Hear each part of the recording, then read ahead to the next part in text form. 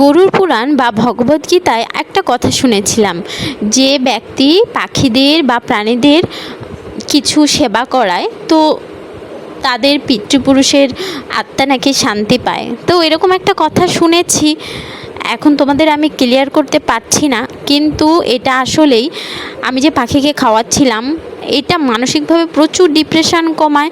যেমন গাছপালার যত্ন নিলে ডিপ্রেশন কমিয়ে তোমাকে শান্ত হতে সাহায্য করে, তোমাকে ভালো থাকতে সাহায্য করে।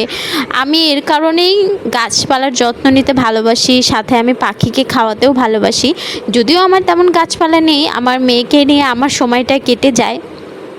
তবে এই জন্মের কিছু পাপও যদি থাকে, সেটা তুমি যদি পাখিদের খাওয়াও বা কোনো নিরীহ প্রাণীকে খাওয়াও, আমার মনে হয় যে তুমি সেইটা থেকে অবশ্যই কিছুটা হলেও মুক্তি পাবে।